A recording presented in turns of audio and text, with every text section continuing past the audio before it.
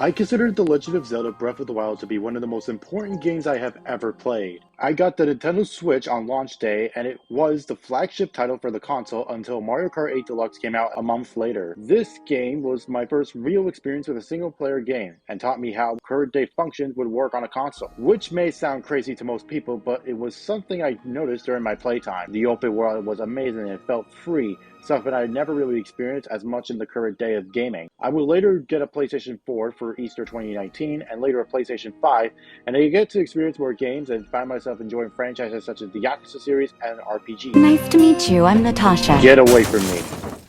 Soon. Also in 2019, Tears of the Kingdom, or just Breath of the Wild 2, was first announced. I don't remember much of my reaction to it, but I do know I was somewhat hyped for it. And then years later, it released on May 12, 2023, and people treat it as like one of the best games of the year, with Baldur's Gate 3 and Spider-Man 2 in the same category. And for me, my siblings got the game for their enjoyment and wanted me to play with them. And at first I wanted to experience it for my own and acted stubborn because that's just who I am, but later see them beat the final boss of the game. But because of how I wanted to treat my backlog, I was going to play it in late July for 2 weeks before my birthday on the 29th. But then life hit harder than expected. I gotta take a summer math course, but also have a last minute trip to Los Angeles, California, which I ended up going to Super Nintendo World at Universal Studios, thus giving me little opportunities to play the game. But before I decided to go to Los Angeles, I decided to start playing it.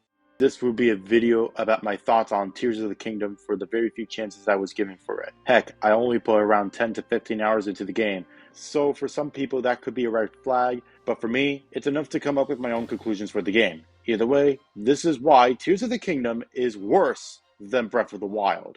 When I started to play, I know that it would be a very similar game to the original Breath of the Wild, and that you would have to do 4 shrines before you enter the main world to explore. Given that this is a sequel and most things shouldn't have changed except for the new features and story, they shouldn't really destroy it, but they did. It starts with story cutscenes, with the plot beginning and Link going back to square one in terms of progression and such. Then you do simple tutorials in the temple, and then the world starts to open up. Tears of the Kingdom has a horrible intro in terms of how to start with the first impression. In Breath of the Wild, it just shows you waking up and then the game begins. They open with impact and get you excited to see this humongous game. With Tears of the Kingdom, it would want you to focus on story, and while that be a major criticism with the original game, I'm glad Nintendo is open for criticism unlike most other gaming franchises. But when you remove the most significant thing that helps open the game for players, then what's the point? And when you get to the tutorial world, I thought it would be a few hours, but it actually ended up being beyond frustrating, with it feeling more restricted, which can work if done correctly. Like Assassin's Creed Syndicate, for example, I personally never cared for the game, but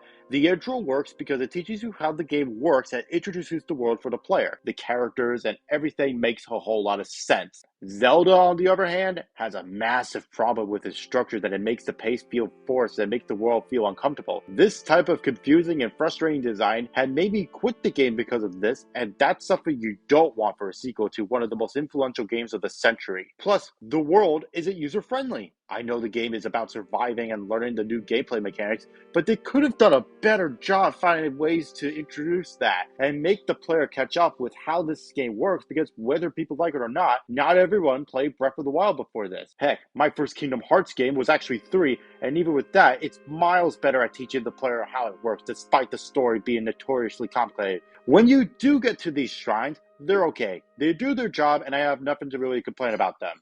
Since I'm extremely critical, I might as well talk about some of the positives of this game. I love the graphics and music. They're not much different to Breath of the Wild, and I'm glad the developers didn't change much of it, and it made it very consistent with the new stuff they added. After like more nonsense plot related stuff, you are finally done with the tutorial world. In Breath of the Wild, you are rewarded with a hang glider and given the whole world to explore. Tears of the Kingdom gives you the world, but then you are forced to do story stuff in order to get that same hang glider. Look, game, I know that every game wants to tell a story, but in some cases you have to make sure that the gameplay needs to be more important as the story. If you do that, then you would have a more engaging experience for the player base, not something you are forced to do like driving a car. They should just give you the hang glider after the tutorial stage so you can have the same feeling of freedom as in Breath of the Wild.